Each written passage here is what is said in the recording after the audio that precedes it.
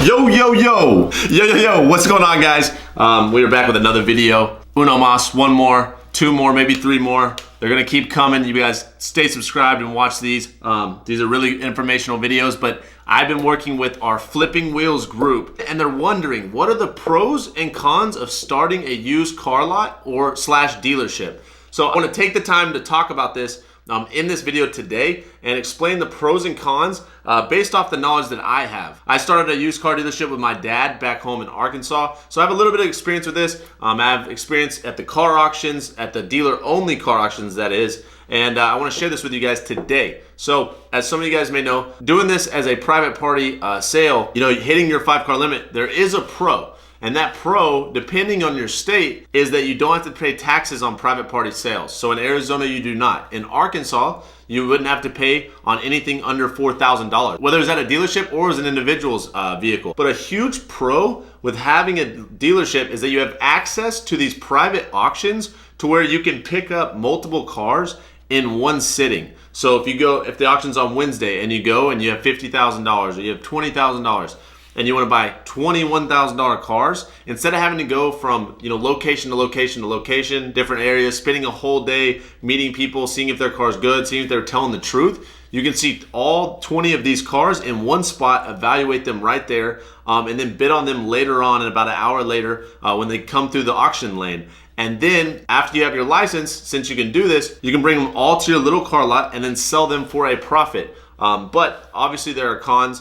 When you have a dealership, you have to pay taxes on that. It can be harder to sell cars when you own a car lot because now you have competition, and some people may have better deals than you do, and maybe someone has a reputation. So there is a lot of cons, there's a lot of pros, but another con is that you have to have an area that's viewable from the road, and you have to have a sign that's also viewable from a public street. What happens is whenever you apply for this dealer's license, you have to have the police department come out, inspect that the sign is viewable from the road. They give you the okay. So now you have your lot and you have your sign viewable from the road. You've applied for your license, which you can do online. You submit a form. You have to do a couple things, a couple requirements. It varies how much the license costs. In Arkansas, is I believe $500, and I think it's even cheaper here in Arizona. But some states it can be more. It can be $500, it can be $1,000, it can be $1,500. That's all depending on your state. Whereas buying from a private party, there will be no fees, and you just simply find the deal on Craigslist, Facebook, offer up whatever it is,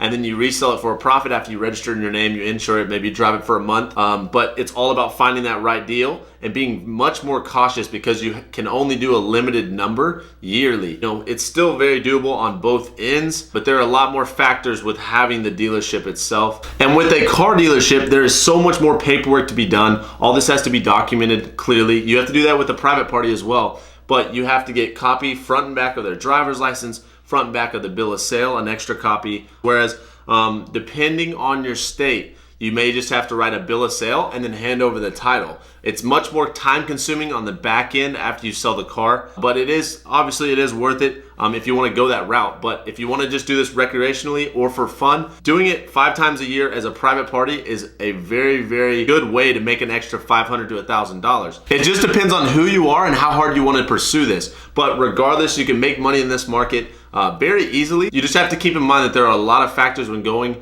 and starting a car dealership, so you have to be all in. It's not just a hobby at that point, but you can make a very good amount of money in this market both ways. So also with a car dealership, if you post stuff online on Craigslist, OfferUp, all that stuff, you have to sell things as a dealer. That can be viewed as negative for the consumer because they know it's a dealer. They tend to think they're overpriced, and you're gonna have to pay $5 per post on average on some of these apps and sites. Whereas, if you're a private party, you do not have to, except for Craigslist nowadays.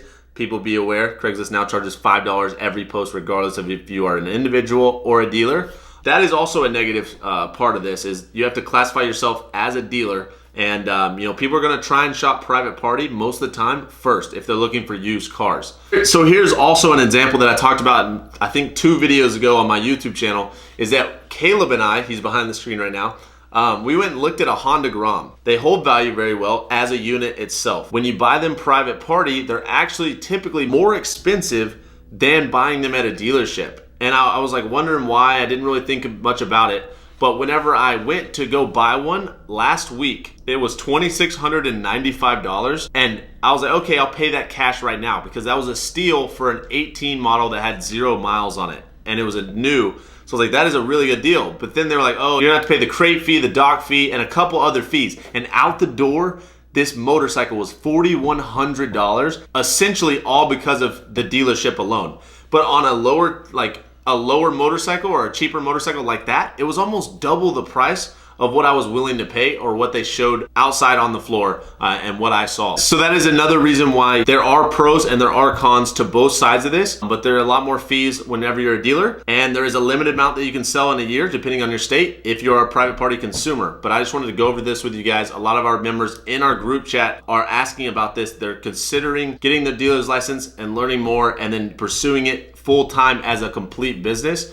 But if you guys want to learn more about that and what they do and we do on a daily basis, just click that first link down below. I'd love to help you as much as I can find the best deal in your area, like we do with all the members in the group chat. If you guys want to stay connected with me on Instagram, click that second link down below. Ask me any questions that you want via direct message on my Instagram account, and I'd love to help you also as much as I can that way. Thank you guys again so much for watching. I just wanted to cover this with you guys, and I will see you guys in the next video.